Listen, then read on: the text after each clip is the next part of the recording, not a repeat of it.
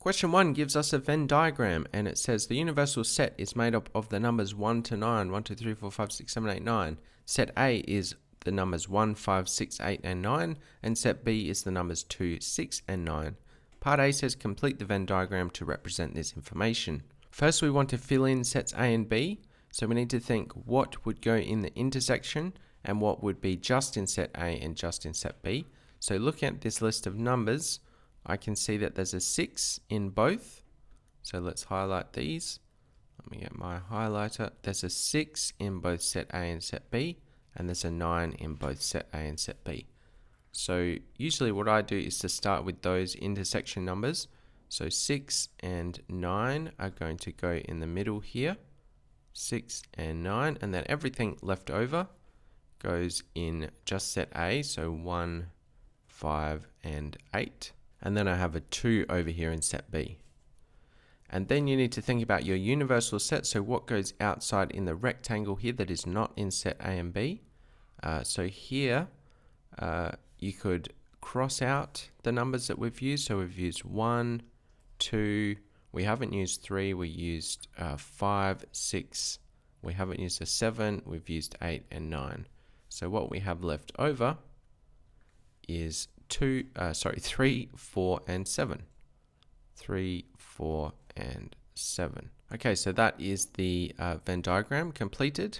Part B says the number is chosen at random from the universal set E. Find the probability that the number is in the set A intersect B. So this symbol here means intersect. That means A and B. And you might also sometimes see the upside down U.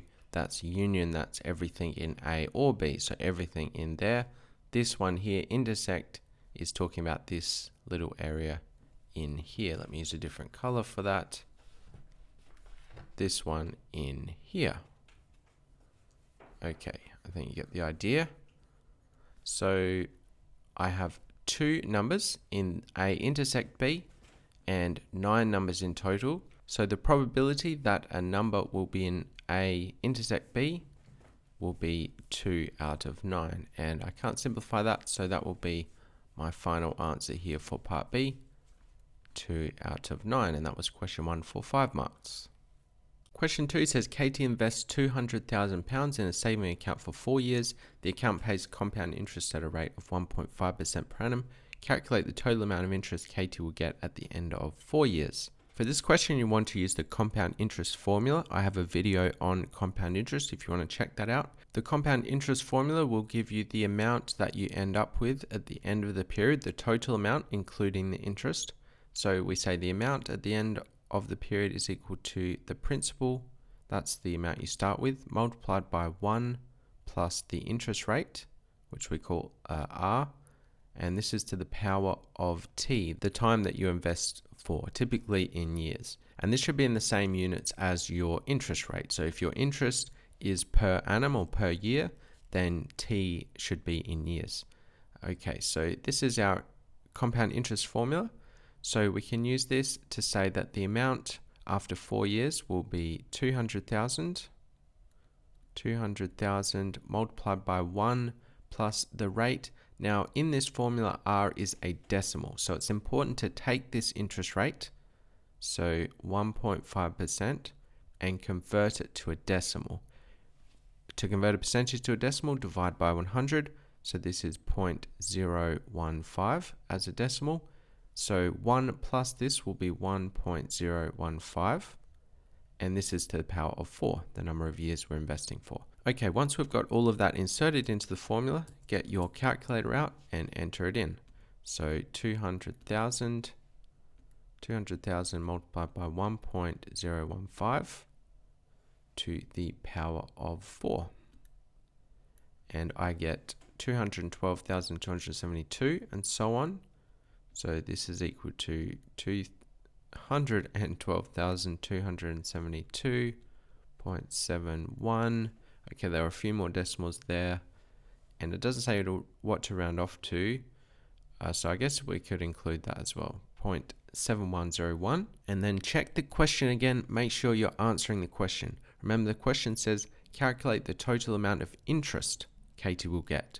So this is the total amount, including the principal. So we need to take the principal away to work out the interest. So basically the difference between this number and 200,000 is going to be all of this. So 12,272. So we can say interest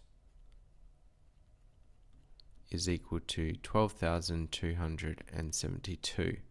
Actually, we could just say this is the amount at the end, take the principal. That's the calculation I was doing. This number, take 200,000, equals 12,272.7101. And that's the final answer. So 12,272.7101. And that was question 2 for 3 marks. Question 3 says the table shows information about the heights of 80 plants. Okay, so we've got heights from 10 to 70 centimeters and the frequencies here. Part A says find the class interval that contains the median. Alright, so remember what the median is. That's the middle value.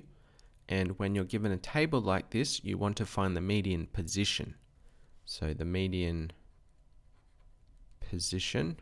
And because we're talking about plants, so this is discrete data, meaning you have like individual plants. It's not continuous data like height. Well, actually we do have continuous data, but in terms of the median position, we're talking about discrete data. So when you have discrete data, you want to add 1 to the number of things you have.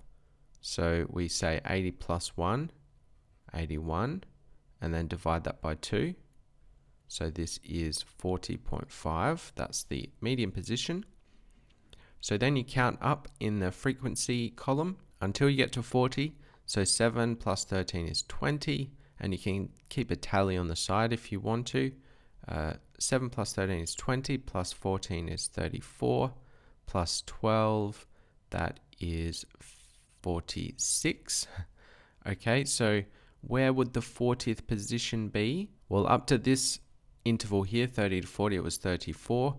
Then we go to 46. It must be in this class interval. The 40th position or the 40.5th position will be in here. So let's just highlight that. So this is the median class interval. And in this case, it didn't really matter that we did 81 divided by 2 or 80 divided by 2. We still would have got the same answer. Sometimes it does matter because you might have a case where it's just on like in between or something. So just keep that in mind. But for this question, it wasn't really that important. So final answer there, after all of that waffling, we get 40 to 50. Okay, part A for 1 mark. Part B says on the grid draw a frequency polygon for the information in the table.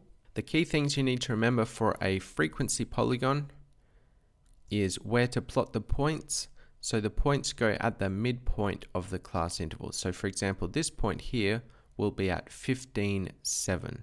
So it's the midpoint of the class interval, and whatever the frequency is, that's the y, the value on the y-axis. So the first point there will be at 15, 7. And we have to work out the scale. I think it's every 2 little squares is 1. So this will be 6, 7 and 15. There's our first point.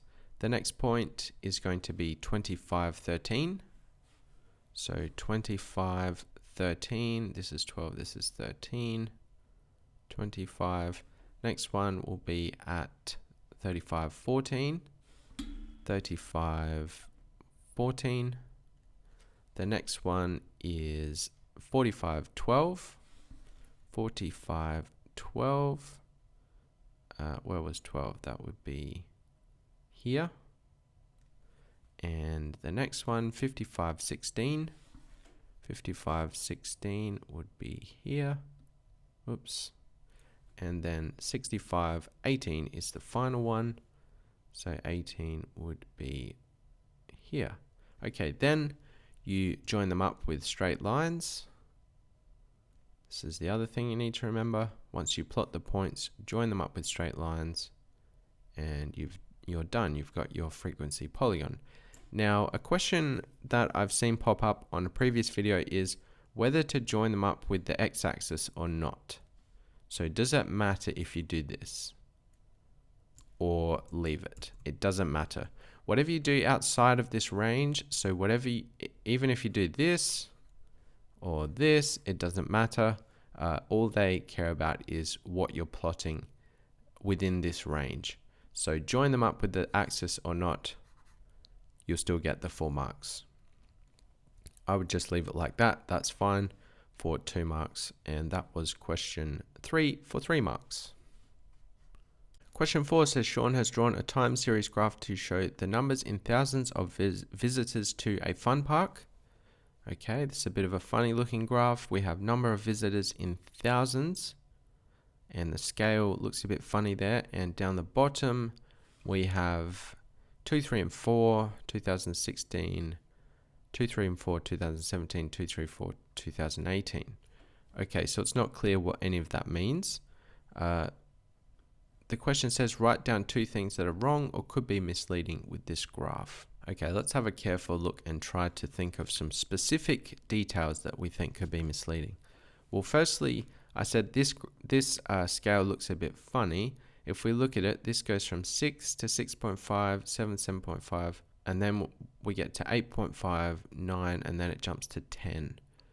So the y-axis and x-axis, they don't have to have the same scale, but generally what you want on the same axis is the scale to be consistent. So whatever scale you start using on the y-axis, you want it to stay the same.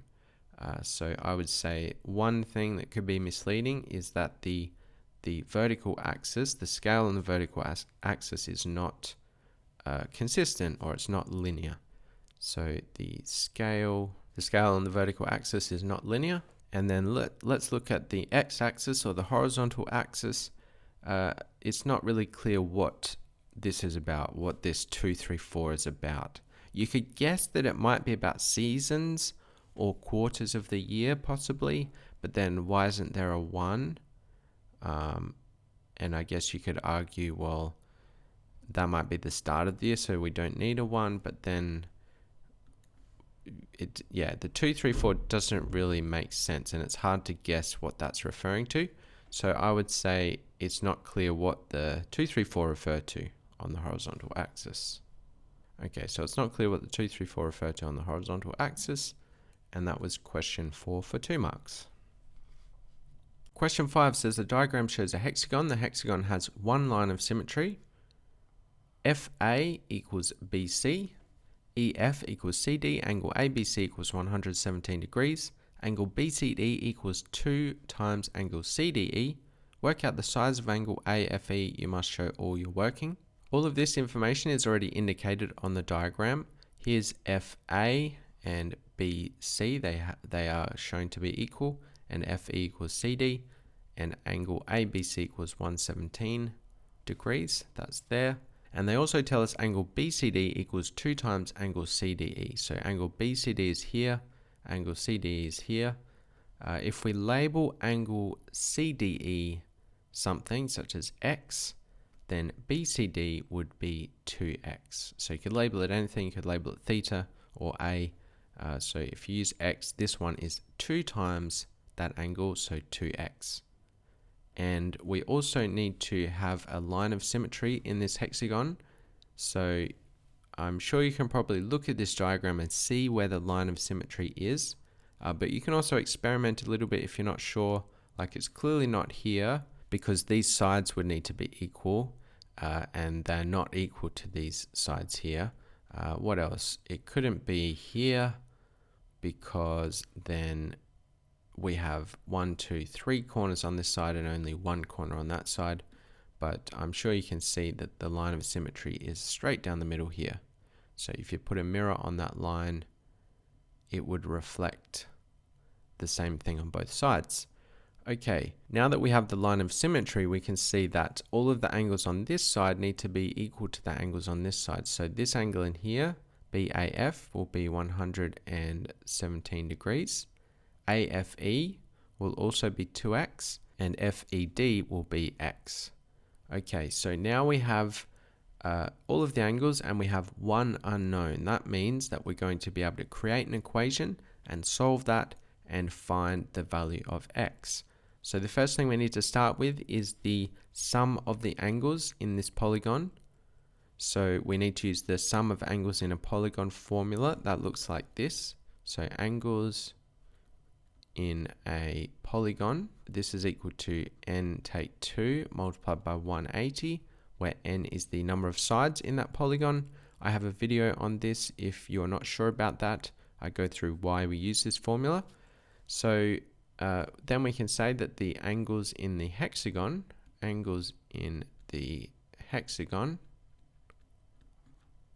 they need to equal 6 take 2 is 4 multiplied by 180. This is 720 degrees. And now we can say that all of these angles must add up to 720 degrees. So we have x plus 2x plus 117 plus 117 plus 2x plus x. So let's write down that whole thing and then we'll simplify it a little bit. So x plus 2x plus 117 plus 117 plus 2x plus x. All of these angles need to add up to 720. So we can simplify this. X plus 2x plus 2x plus x, that's 6 lots of x. 2 lots of 117, that's 234, equals 720. And then solve this equation for x. We would subtract 234 from the right hand side. We get 6x equal to 486. And then divide by 6, x equals 81. Now remember to go back to the question and answer the question. It said work out the size of angle AFE. AFE is here, and that was 2 lots of x, so we need to multiply this by 2 to get our final answer. So 81 times 2, that's 162. So the final answer is 162 degrees, and that was question 5 for 4 marks. Question 6 says Jeremy has to cover 3 tanks completely with paint. Each tank is in the shape of a cylinder with a top and the bottom. The tank has a diameter of 1.6 meters and a height of 1.8 meters. Jeremy has 7 tins of paint. Each tin of paint covers 5 meters squared. Has Jeremy got enough paint to cover completely the 3 tanks? You must show how you get your answer. So for this question, we want to find the surface area of the tank. So the surface area. And to find the surface area of a cylinder, you want to find the area of the circle on the top and the bottom, and then the outside of the cylinder, which is actually the shape of a rectangle. If you uncurl a cylinder, the side here looks like a rectangle. And to find the area of that rectangle, we do the circumference of the circle times the height. So the total surface area is the area of the circle times 2. So the area of a circle is pi r squared, and we want to multiply that by 2 because we've got 2 circles, and we add on the surface area, or the area of that outside, which is the circumference of the circle, 2 pi r times the height, 1.8, or if we're just writing the formula, it's h. So once you've got that formula written down, insert the values. By the way, this is a formula you need to know. You don't really need to memorize that for the surface area of a cylinder. Just remember like how it works. I think that's enough. And I think, you need to know the area of a circle and the circumference of a circle. That's enough to remember this formula. So substituting the values in, this is 2 pi times the radius. Now be careful, don't use the diameter, use half the diameter of the radius, that's 0.8 squared plus 2 pi times 0.8 times the height, which is 1.8. Okay, once you've got that all substituted in, get your calculator out and plug it in. So this is 2 pi times 0.8 squared plus 2 pi times 0.8 times 1.8, and that gives me a surface area for one cylinder of 13.069 and so on meters squared. So we have 3 tanks, so let's multiply that by 3. So the surface area of one tank times 3, that's 39.2 and so on, 39.207. So 3 tanks equals 39.207 meters squared.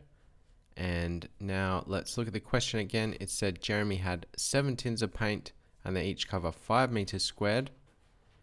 So we could say 7 tins of paint cover 35 meters squared, so 7 times 5. And we can clearly see, well, if he needs to cover approximately 39 meters squared, he only has 35 meters squared of paint. He does not have enough paint. So actually, you can also write down 39.207 is greater than 35. So Jeremy does not have enough paint. Okay, so that should be enough there for question 6, and that was a total of 5 marks. Question 7 says, work out the square root of 2.5 multiplied by sine of 43 over 8.2 squared, take 50.5, give your answer correct to 3 significant figures. This question is basically about knowing how to enter something into your calculator and round it off, and this can sometimes be quite tricky. But if you have a fraction button on your calculator, it's going to make this a bit easier. I do not, so I'm going to have to use a bunch of brackets here. So I've got 2.5 multiplied by the sine, or also if you have a mode on your calculator between radians and degrees, make sure it's in degrees. 2.5 times the sine of 43 on the top line. This is divided by 8.2 squared, take 50.5, and I need to make sure I'm getting all of these brackets right. I think that's right. And then I need a brackets for the square root.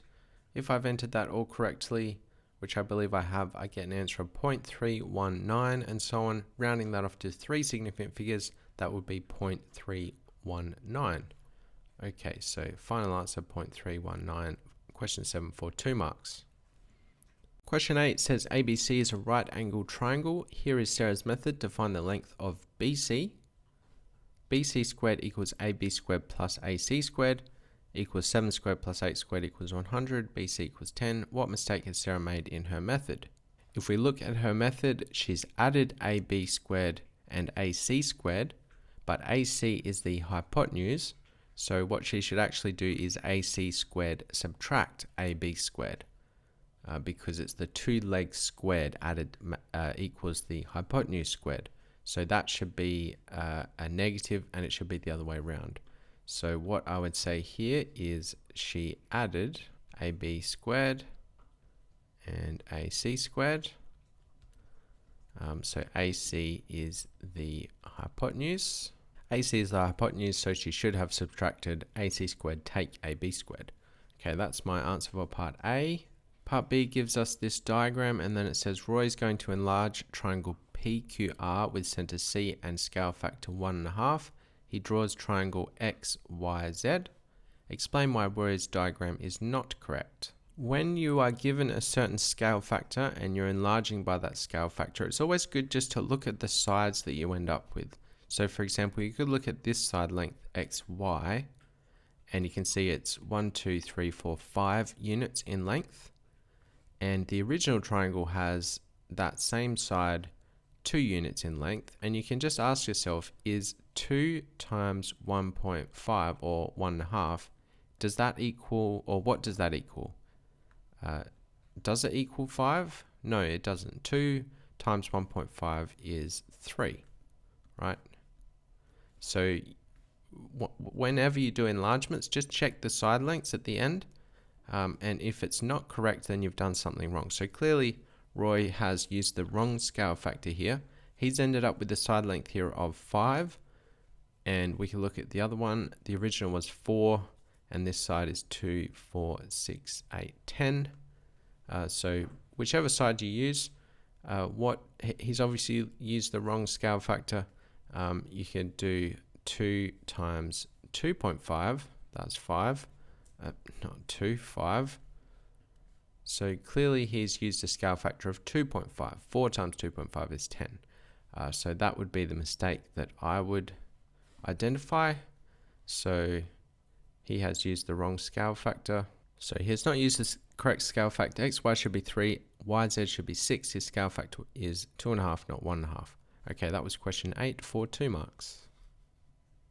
Question 9 says a company has to make a large number of boxes. The company has 6 machines. All the machines work at the same rate. When all the machines are working, they can make all the boxes in 9 days. The table gives the number of machines working each day.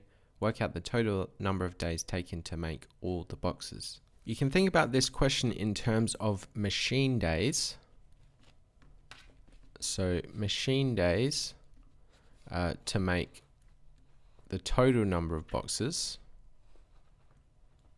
to make all the boxes is, well, if they have 6 machines and they can make all of the boxes in 9 days, that's 6 times 9 machine days, that's 54. In other words, if one machine was working for 54 days, you would still have the same number of boxes as 6 machines working for 9 days. So then if you look at this table, you can count the number of machine days that have worked. So for day 1, we had 3 machine days, 3 machines working for 1 day. Day 2, we had 4 machine days. Day 3, we had 5 machine days. So let's add these up first. So we've got 3 plus 4 plus 5 equals 12. That's 12 machine days by day 3. And then on all the other days, we had all of the machines working, so 6 machines working. Then we can work out how many machine days we have left. So remember, we had a total of 54, so 54 take the 12 we've already used. So 54 take 12 is 42. This is 42 machine days left. Okay, so then we can say, well, if there are 6 machines working on the rest of the days, divide that 42 by 6, and we get the number of days, normal days, we need. So 42 divided by 6 is 7. So there are 7 days with 6 machines working left. Okay, so 7 more days with 6 machines working plus the original 3 days. That's 7 plus 3 equals 10 days. So the final answer there is 10 days for the number of days taken to make all the boxes. And that was question 9 for 3 marks. Question 10 says, Mary invests £8,000 in an account for 1 year. At the end of the year, interest is added to her account. Marie pays tax on this interest at a rate of 20%. She pays £28.80 in tax. Work out the percentage interest rate for the account. First, we can work out the amount of interest she earned in the 1 year. So if she paid 20% of the interest, and that 20% is £28.80, we can work out 100% by multiplying that by 5. So 100% is going to equal £28.80 multiplied by 5. And let's get a value for that. So £28.80 times 5, that's £144. So that's the total amount of interest she earned for the year. And then to work out the interest rate, we can work out this amount as a percentage of 8,000. To get that percentage, you can divide 144 by the principal, 8,000, and then multiply by 100. This is how you get a percentage of something. And then let's work that out. So 144 out of 8,000, 144 out of 8,000, and multiply that by 100, I get 1.8. So I have an interest rate there of 1.8% for a final answer for question 10, and that was 3 marks. Question 11 says, in May 2019, the distance between Earth and Mars was 3.9 times 10 to the 7 kilometers. In May 2019, a signal was sent from Earth to Mars. Assuming that the signal sent from Earth to Mars travels at a speed of 3 times 10 to the power 5 kilometers per second, how long did the signal take to get to Mars? For this question, we need to use the fact that time equals distance divided by speed. So the distance you need to travel divided by the distance you're traveling per second, that will give you the time. So the distance, they tell us, is 3.9 times 10 to the 7, and the speed is 3 times 10 to the 5. And you could use your calculator for this, but you don't really need to, because you can just do 3.9 divided by 3. That's 1.3, right? So 3 goes into 9 3 times, 3 goes into 3 1 time, so this will be 1.3. And then use your index laws to figure out 10 to the 7 divided by 10 to the 5. You just subtract the powers. 7 take 5 is 2. So this is 1.3 times 10 to the power of 2. And this is 100. So 1.3 times 100 is 130 seconds for a final answer there. So how long did the signal take to get to Mars? 130 seconds. Imagine if we could travel at the speed of light, then we could get to Mars in just a bit over 2 minutes. That'd be pretty cool.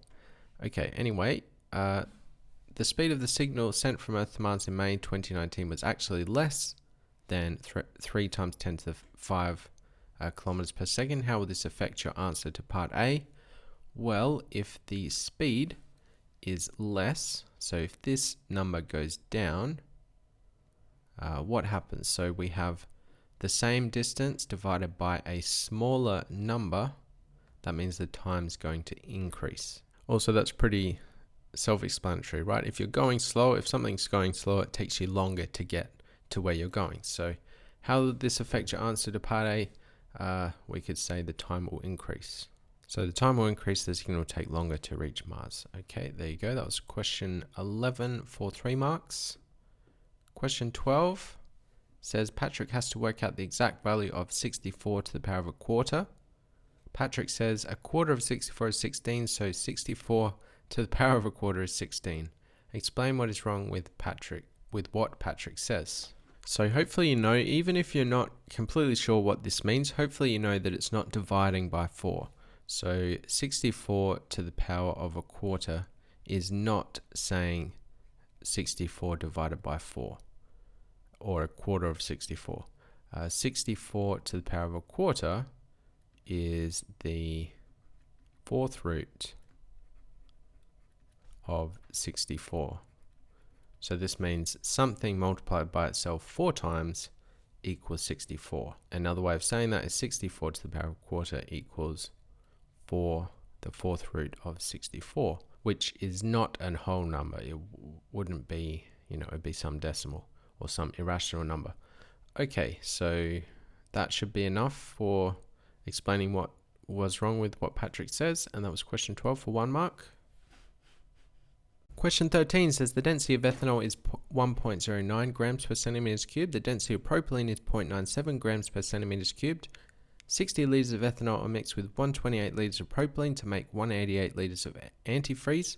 Work out the density of the antifreeze. Give your answer correct to 2 decimal places. For this question, it's useful to remember the relationship between mass, density, and volume.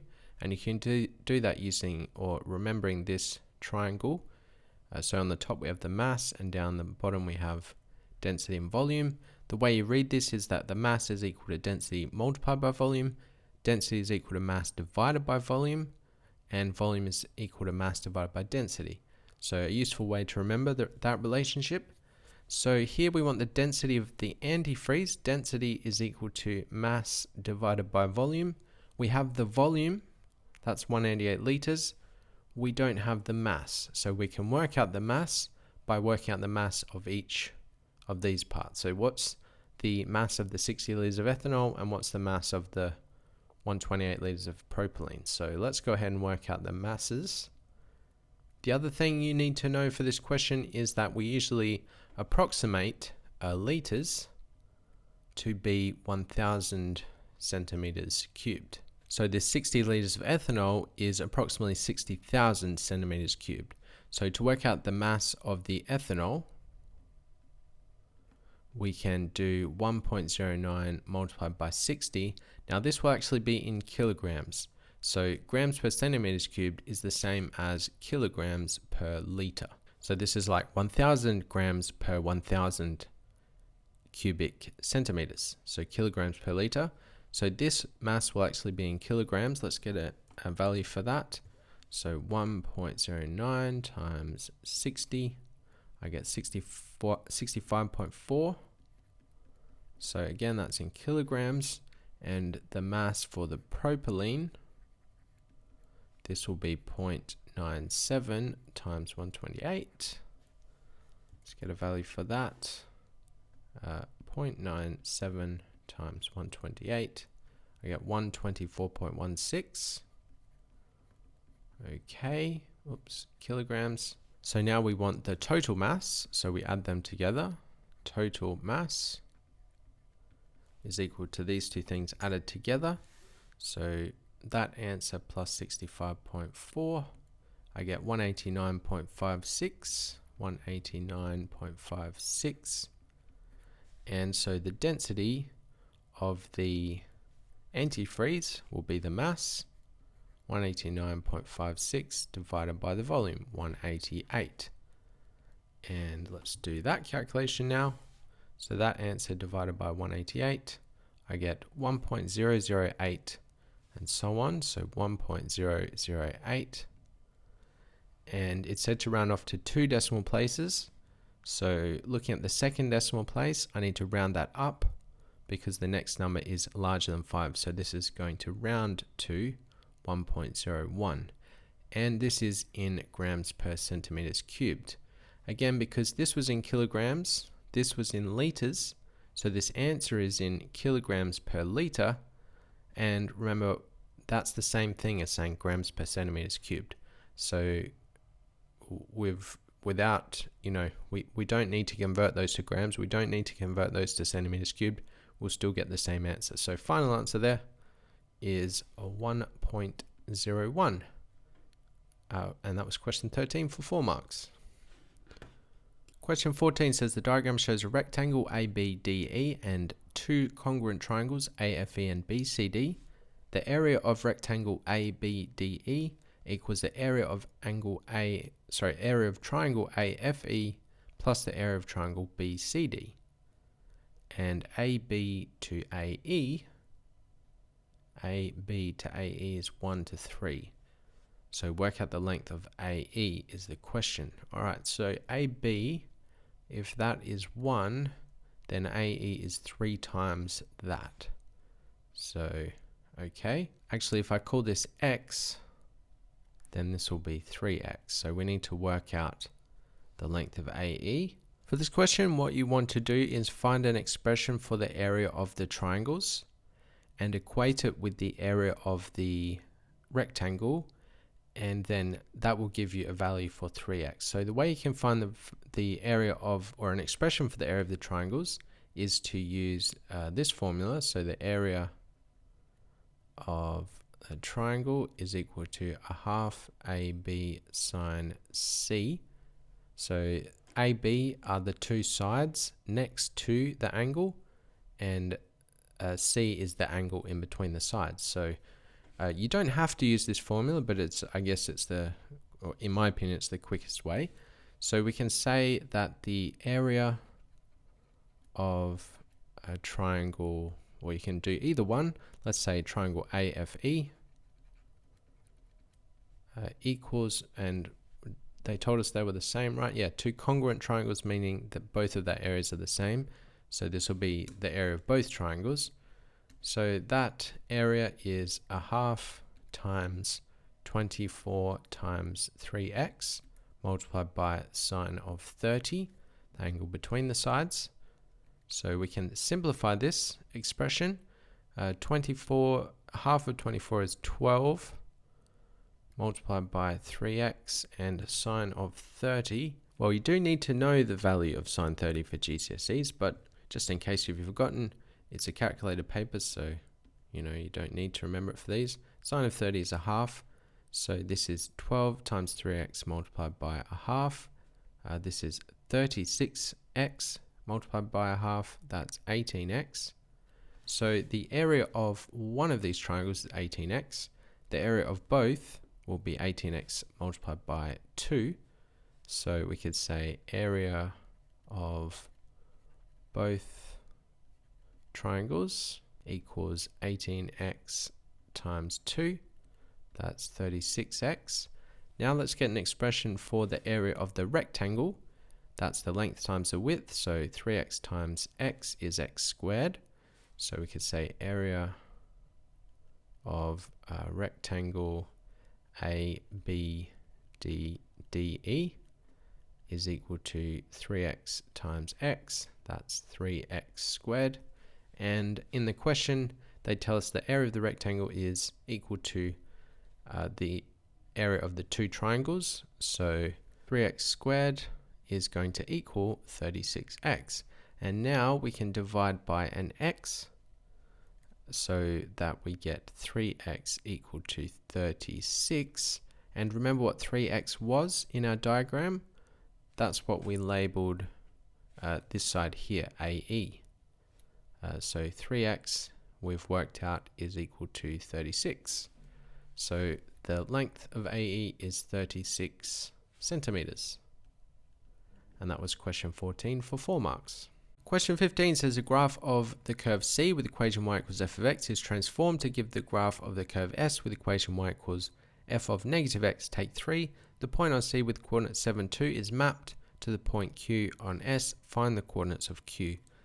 This is on the topic of graph transformations. I have a video on graph transformations if you want to check that out, and I go through questions very similar to this. Now, a way to remember graph transformations is that if you're given a function f of x, if you change the thing inside of the brackets, the input, such as from x to negative x, that affects the x coordinate.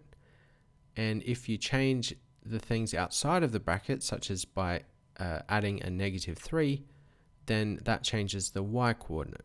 So here we've gone from f of x to f of negative x.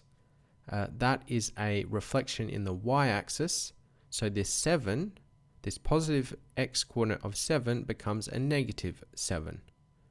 Okay, so that's all we need to worry about for the x coordinate. For the y coordinate, this is a translation of the graph down by 3. So the y coordinate, we need to subtract 3 from that. So 2 take 3 is negative 1. So there's two transformations happening, a reflection in the y-axis and a translation down 3. So this point C is flipped. So you have an x coordinate of negative 7 and the y coordinate moves down 3 to negative 1. So that was question 15 for 2 marks. Question 16 says, here are the first 6 terms of a quadratic sequence, negative 1, 5, 15, 29, 47, and 69.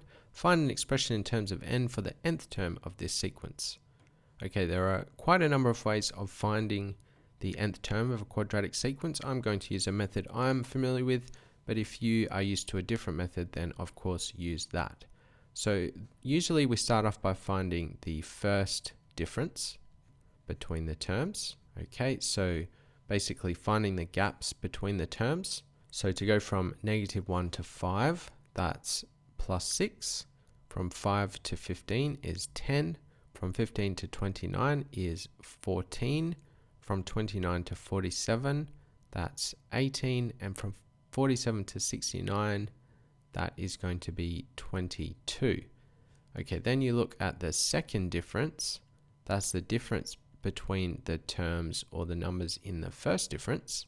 So 6 to 10 is 4, 10 to 14 is 4, 14 to 18 and 18 to 22, they're all 4. So the second difference is 4. And then remember that what a quadratic looks like, it's usually written as ax squared plus bx plus c, where a, b, and c are some constants. To find the terms in this quadratic, the first term, if we multiply that by 2, that gives us the second difference. So we can say 2 lots of a equals 4, which is the second difference. If you get a different second difference like 8, then 2a will equal 8. In this case, we have 2a equal to 4, so a equals 2. Okay, so we know a in this quadratic expression is 2. And then we can find c. So c is the 0th term.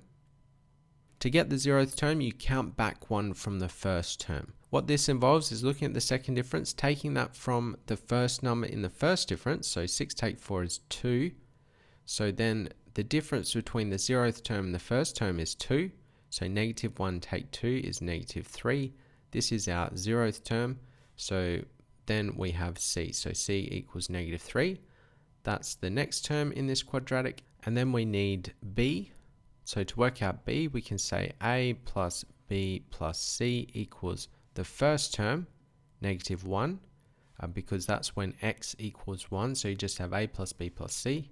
That's equal to negative 1. We have a and c, so plug those into that expression there. 2 plus b take 3 equals negative 1.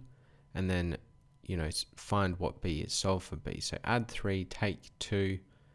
This is then b equal to 0. Okay, so we have a, b, and c.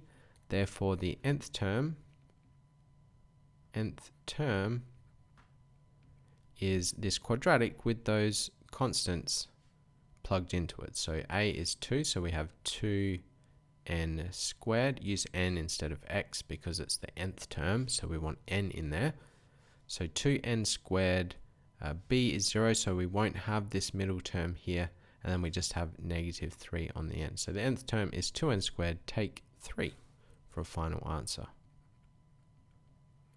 Okay, that was question 16 for 3 marks. Question 17 says, here are 4 graphs, graph A, graph B, graph C, and graph D. The graphs represent 4 different types of function f. Match each description of the function in the table to the letter of its graph. The first one is f of x is inversely proportional to x. Okay, so we want an inverse proportion graph. This is also sometimes called a reciprocal graph. Reciprocal. And it looks like this. One way to remember this is that if you look at this graph, as x gets really big, like out here, f of x is getting really small. So also this way, when y gets really big, x gets really small. This is an inverse relationship.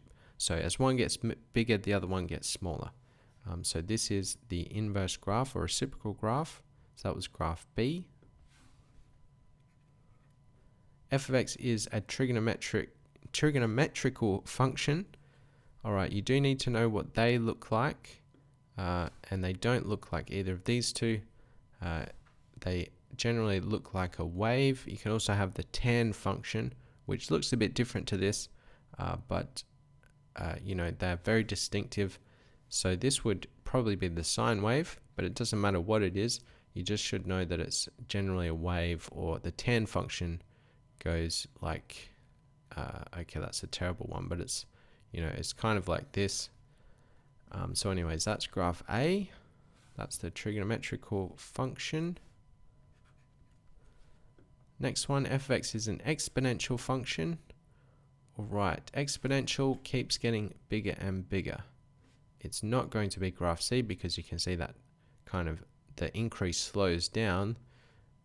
With the exponential graph, the increase speeds up, so it gets bigger and bigger, faster and faster. So graph D for the exponential function, and the only one left is graph C, and it's directly proportional to the root of x.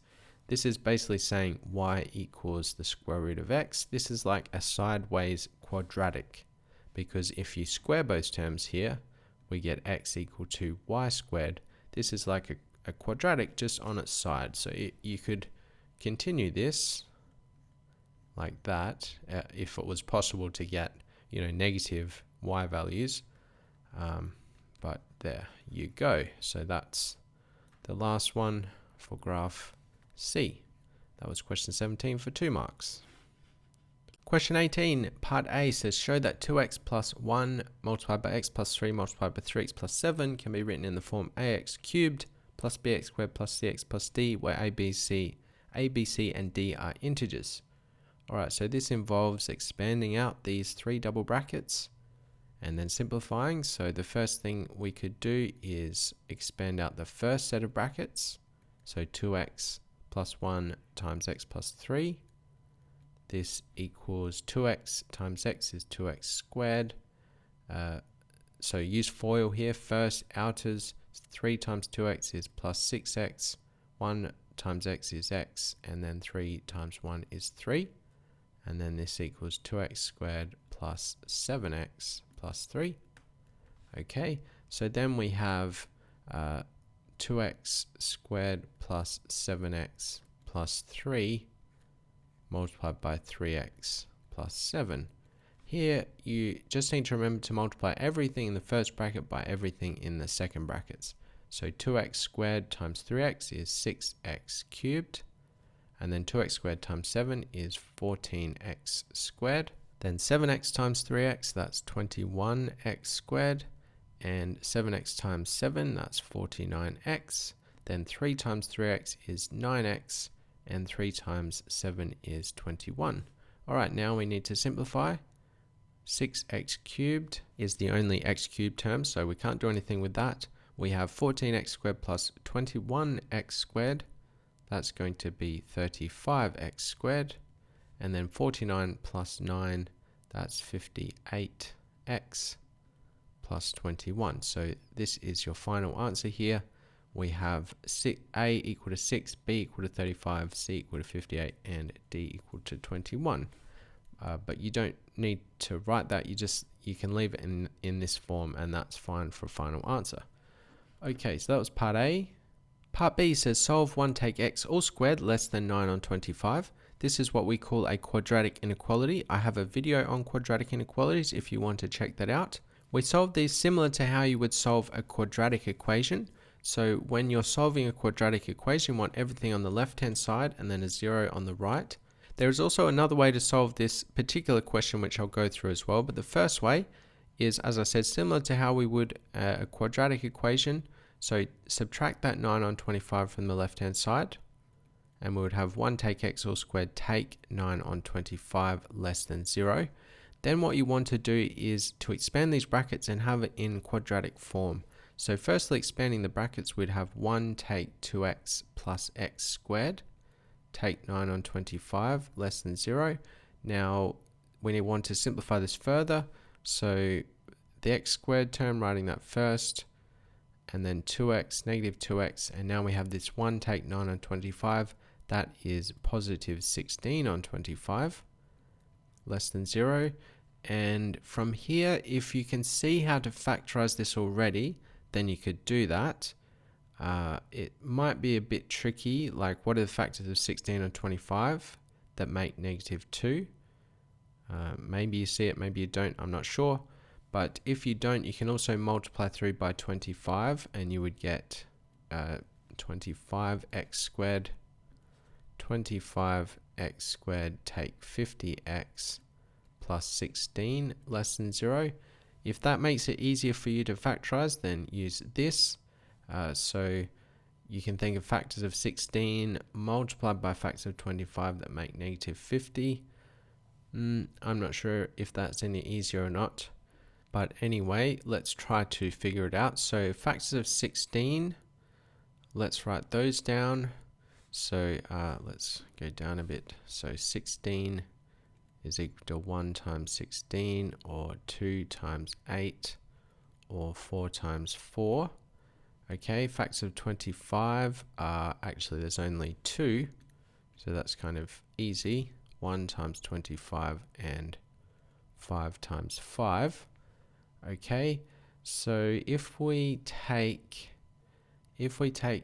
2 times 8, so 2 times 5 is 10 and 8 times 5 is 40, we'll get 50. So this factorizes to 5x take 2 multiplied by 5x take 8. Okay, so that would expand out to 25x squared take 50x plus 16. All right, now if you want to just use the fraction, I would find that easier because I can see that if we take factors of this fraction here of 8 on 5 and 2 on 5, you would get x take 8 on 5 multiplied by x take 2 on 5 less than 0. So here you get negative 10 on 5, which is negative 2, and multiplying them you get positive 16 on 25. So it is possible to do it just with the fractions. You know, pick the method that you prefer. Either way, you will get either this quadratic less than 0 or these two brackets less than 0 or these two brackets less than 0.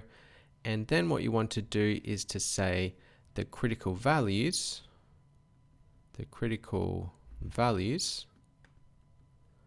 are when this equals 0. So when we either have, well, I'm just going to use 1, so I might just use this one here. When we have x take 8 on 5, multiplied by x take 2 on 5, equal to 0. So the solutions here are either x equal to 8 on 5 or x equal to 2 on 5. They're what we call our critical values. So remember, we're talking about a quadratic. You know what the graph of a quadratic looks like. It's either like this, or if it's a positive quadratic, which we have in this case because the x squared term is positive, it's up this way. And where it cuts the x-axis, they're our critical values. And they're these ones here. So the first one will be 2 on 5. The next one will be 8 on 5. And we want when this quadratic is less than 0. So in other words, underneath the x-axis in this part here. That is between 2 on 5 and 8 on 5. So your inequality is x less than 8 on 5 and greater than 2 on 5. Okay, so that is how you could solve that problem. Again, there are a couple ways of factorizing that quadratic, either with the fraction or multiplying by 25 and then factorizing this expression here. Then get your critical values and get your inequality. Okay, I'll go through the other method of solving this problem. I'll just erase this out. Okay, so this is method 2. What you can do is straight away square both sides, or take the square root of both sides, and you get 1 take x less than 3 on 5. That is one possible solution. That's the positive square root. But if you take the square root of an equation or an inequality, you also have to consider the negative.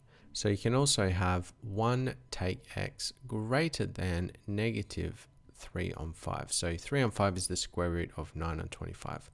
Now, why did I change the inequality there when it becomes a negative? Well, that's because when you divide or multiply by a negative, you have to flip the inequality around. And it's the same with square roots. If you're considering the negative square root, flip the inequality because you've effectively divided by a negative. Okay, so then you work these out and you get your two inequalities. So take that 1 from the right hand side, we get negative x less than 3 on 5 take 1. 3 on 5 take 1 is negative 2 on 5. So here, divide by negative 1, and then remember to flip the inequality. We get x greater than 2 on 5. Okay, so that's one part of the inequality. Then this one, subtract that 1 from the right hand side. We get negative x greater than negative 3 on 5 take 1. Negative x greater than negative 3 on 5 take 1 is negative 8 on 5. And then similar to what we did here, divide by negative 1. Remember to flip the inequality. We have x less than 8 on 5. Okay, so there you get the same inequality. You have x less than 8 on 5 and greater than 2 on 5. So that method avoids all of this factorizing of the quadratic, but it involves having to understand what happens to the inequality when you take that square root. So that's a kind of a tricky thing to understand. So anyways, two methods there. Pick the one you prefer. That was question 18 for a total of 6 marks. Question 19 says d equals u squared on 2a, u equals 26.2, correct to 3 significant figures, a equals 4.3, correct to 2 significant figures. Part A says calculate the upper bound for the value of d. Give your answer correct to 6 significant figures. You must show all your working. This question involves finding upper and lower bounds. So we need the upper bound of u and the lower bound of a. So why do we need the upper bound of u and the lower bound of a? Well, if you want the upper bound of d,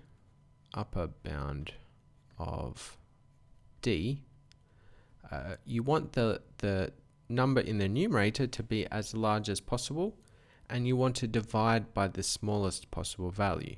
So that's why we're taking the upper bound of u, that's the largest possible value of u, and the lower bound of a is the smallest possible value of a. So the upper bound of upper bound of u, if we round to 3 significant figures, then the upper bound is 26.25. That's because anything just below that will round to 26.2. Okay, so when you're rounding to decimal places or significant figures, usually just add a 5, and similarly for the lower bound of a, that's going to be 4.25. So 4.25 or anything higher than 4.25 will round up to 4.3 to 2 significant figures. So basically just add a 5 on the end. If it's a lower bound, you reduce the first decimal place by 1 and add a 5.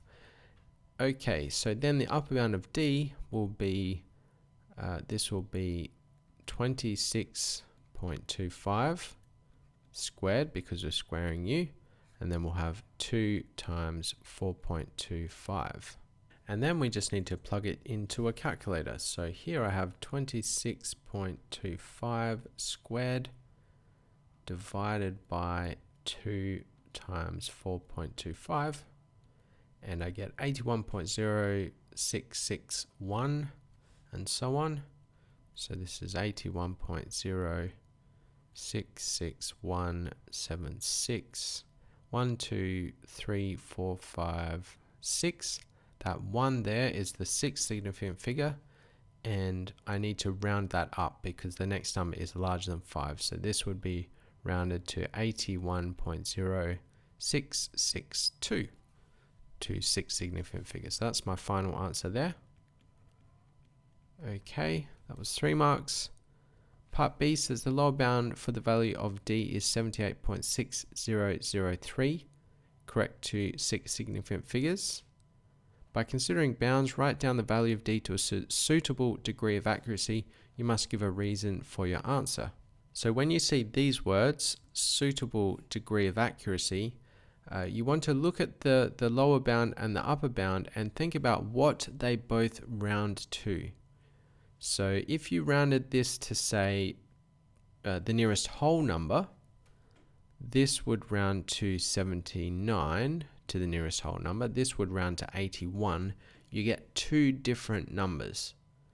That's to the nearest whole number. So whatever you round to, you want to get the same answer for both. So how could we get the same answer for both of these? Well, we could round to the nearest tens, or the first significant figure. So this would be 80, this would round to 80, and we get the same for both.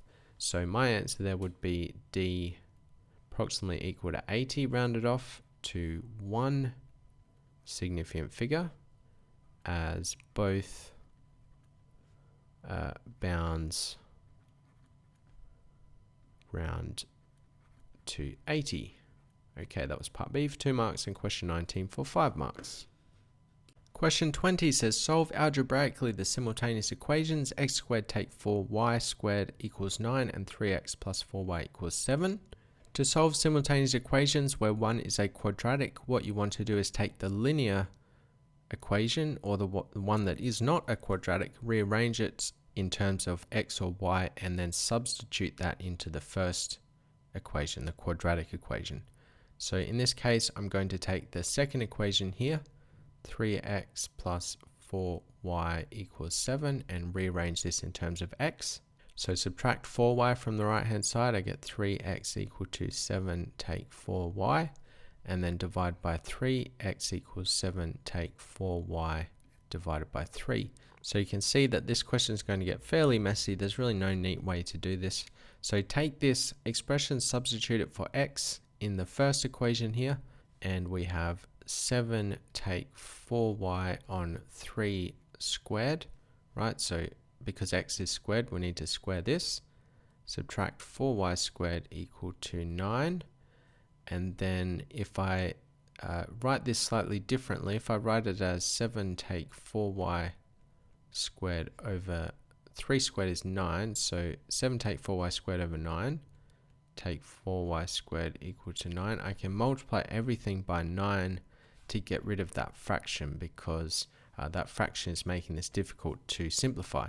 So multiply everything by 9, I get 7 take 4y all squared, take 36y squared equal to 81, and then expand out these brackets here. 7 times 7 is 49, and then 7 multiplied by negative 4y is negative 28. Multiply that by 2, that's negative 56y plus 16y squared.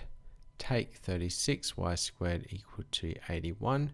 And what we want to eventually do is simplify this to a quadratic, which we can factorize and solve. So firstly, we've got 16y squared take 36y squared. That is negative 20y squared.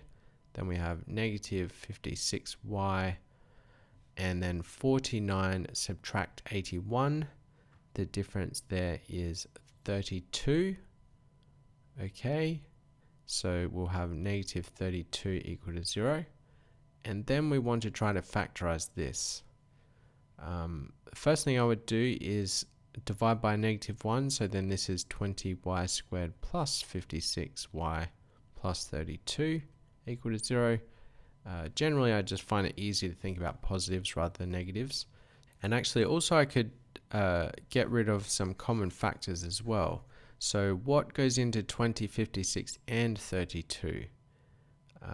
Actually, 4 goes into 20. Yeah, 4 goes into all of these numbers. So I can divide by a negative 4, and this will be 5y squared take 56 divided by 4 is 14. Y take 8 equals 0. So this is a bit easier to factorize. So now I need factors of 8 and 5 that make 14. Factors of 8, you could have 1 and 8 or 4 and 2. Okay, and then factors of 5, well, there are only 2 factors of 5, 5 and 1, so that's easy. Okay, so what can I multiply by 5 and 1 to make 14? Well, if I multiply 5 by 2, that's 10, and then multiply 4 by 1, I have 10 and 4. Oops, I just realized these are meant to be positives because I divided everything by negative 4, so they should be positives, and then these are both positives. Okay, so this factorizes to 5y plus 4 and y plus 2. So then the solutions to this quadratic are y equal to negative 4 and 5, or y equal to negative 2. Okay, so these are the y values for our two equations. We also need the x values. So you take these y values and plug them into either of these equations. Usually I would pick the linear equation, or the one without the squared terms. That's going to be generally easier. So I have 3x plus 4 multiplied by, I'll pick either one. I'll do the hardest one first. Negative 4 and 5. Negative 4 and 5 equal to 7. This is 3x take 16 on 5 equal to 7.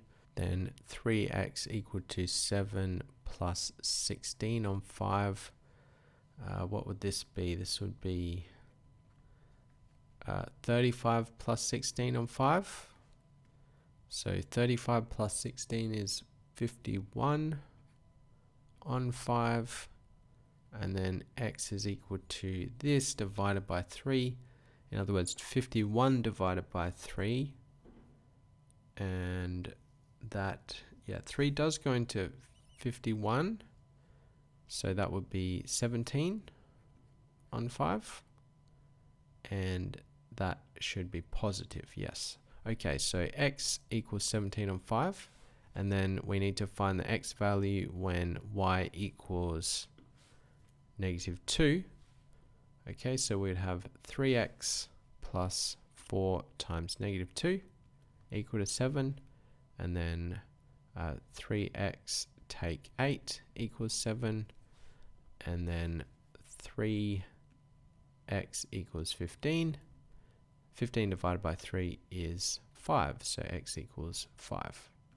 Alright, so then make sure to write your answers in the correct space. So I would say my solutions are, and now make sure you match up the solutions correctly. So we had -4 and 5, and oops, that's the y value. Also, don't mix them around like I just did. So the x value was 17 on 5, the y value was -5 on 4, and we also had 5 and -2. So match the correct solutions up together and you should be good. So that was question 24, 5 marks. Question 21 says the histogram gives information about the distribution of the weights of some onions grown by a farmer. Okay, so here we have the weight in grams and the frequency density. Onions less than 60 grams in weight are used for pickling. Onions greater than 120 grams in weight are sold at the market. The rest of the onions are sent to a food processing factory. Okay, so the question goes on, I guess. A pie chart is drawn using the information opposite to show that the farmer, what the farmer does with the onions he grows. The angle of the sector for the onions sent to the food processing factory is x degrees. Work out the value of x. Right. So we have a histogram and a pie chart. And let's try to process the information they gave us. So onions less than 60 grams in weight are used for pickling. So these were onions less than 60 grams. The onions sold at the market were greater than 120 grams. So these ones were greater than 120 grams. And these were the rest. Alright, so I guess we need to work out what fraction of the total is in here. So what fraction of all of the onions are sent to the food processing factory? And we can use the histogram for that. Okay, so the way that you work out the total number of things from a histogram is you work out the areas of these bars. So the first one here is onions less than 60 grams. This will tell us the number of onions that were used for pickling. So to get the area, we just multiply the frequency density by the weight, and we get 120 onions were used for pickling. The next one has a width of 30. 30 multiplied by 5 is 150. The next one is 90 to 120. That is 30 again, and we're multiplying that by 9. So that's going to have an area of 270. The next one, it's not clear where that line is, actually. So what's the scale on this? Okay, every two, actually, what is it? 5, 10, 15, 20, no, 6, 12, 18, 24, 30. So every line is 6 grams. Oh yeah, because it's 10 up to 60, right. So every line is 6 grams. So then this one would be 126, 132, and halfway between 132 and 138, that would be 135. Okay, so we have a bar here from 120 to 135. So that's a width of 15 multiplied by 6. That's 90. So that area is 90. And then the final one is 135 to 180. What's that? That's 45. 45 times 2 is 90 again. All right. So we've worked out the areas, and we wanted the, well, we actually need the total number of onions as well. So we want to add all of these up. So total is equal to 120 plus 150 plus 270 plus 90 plus 90. 90, what would this be? Well, let's just use a calculator, why not? Just to make sure we're not making any errors. 120 plus 150 plus 270 plus 180. I get 720 total onions. And then the number that were sent to the food processing factory were between 60 and 120. So these ones in here. So 150 plus 270, that's 420. So onions sent to the food processing factory equals 150 plus 270 equals 420. Alright, so then we can say the fraction sorry, not fractions, fraction is 420 out of 720. What would this simplify to? Well, let's just get simplified fraction for that. 420 on 720, 0.583. Is there a nice fraction? 7 over 12, okay, 7 over 12. But actually what we want is out of 360 because that's the number of degrees in a circle. So I'll explain what I mean. So if I divide this by 2, I get 210 out of 360. So if we go to the pie chart, the total number of degrees in a circle is 360. So total degrees equals 360 degrees, and that angle will be the same as the fraction of onions sent to the factory. So if we have this fraction out of 360, this 210 is also the same as the number of degrees for that section of the pie chart. So we already have our answer just by simplifying that fraction. So the final answer there is actually 210 degrees. Okay, that was question 21 for 4 marks. Question 22 says the diagram shows a circle center O. AB is the tangent to the circle at the point A. Angle OBA equals 30 degrees. Point B has coordinates 16, 0. Point P has coordinates 3P, P. Find the value of P. Give your answer correct to one decimal place. You must show all your working. So what we want is to get the equation of this circle. In order to get the equation of the circle, we want the radius. And the way that we can find the radius is to use the trig ratios. So if we draw a radius in here from O to A, we know that we'll meet this line at 90 degrees because they told us this line is a tangent. And then we have this 90-degree triangle with an angle, and we also have a side length because they tell us B is at 16, 0. That means this length here is 16. So we have an angle, we have an hypotenuse. That means we can find this leg, which is also the radius. Okay, so what we can say here is that, well, you need to think of the trig ratios. I have the hypotenuse and an angle, and I'm looking for the opposite side. Which ratio should I use? It's the sine ratio. So I can say the sine of 30 equals the opposite side, OA, over the hypotenuse, which is 16. And then this will allow me to find that length OA, or the radius. Okay, so this will be sine of 30 multiplied by 16. So sine of 30 multiplied by 16, that gives me 8. Well, basically sine of 30 is a half, so yeah. So OA is 8, in other words, the radius of the circle is 8. Now we can write down our equation of a circle.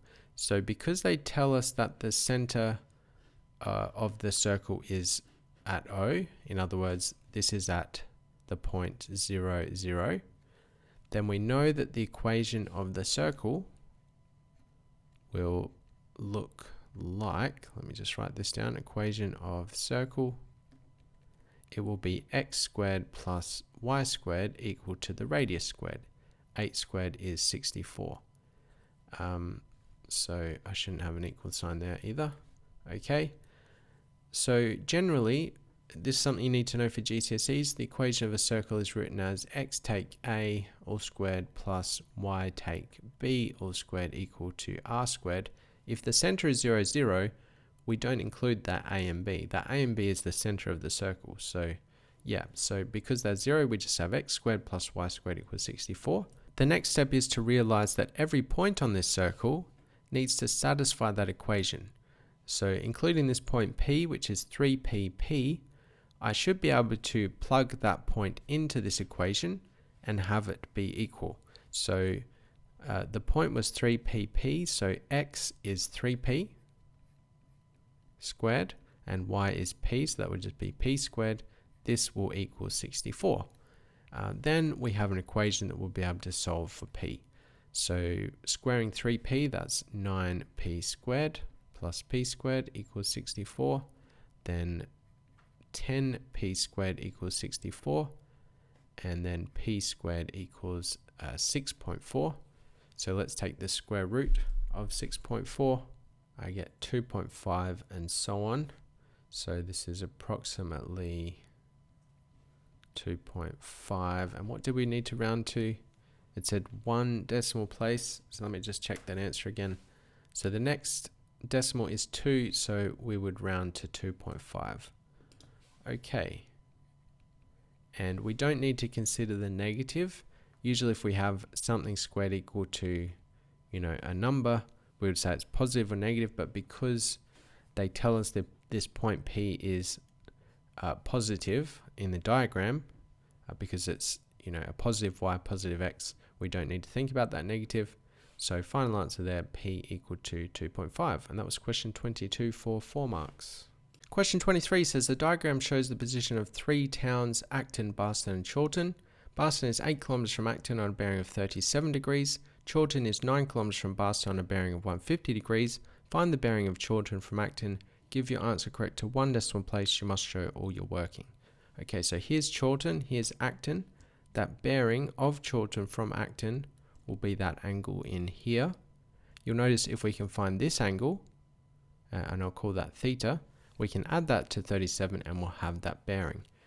Now, if you're not sure where to start here, you can start by filling in some of the missing angles in this diagram, which we can fill in using our knowledge of parallel lines.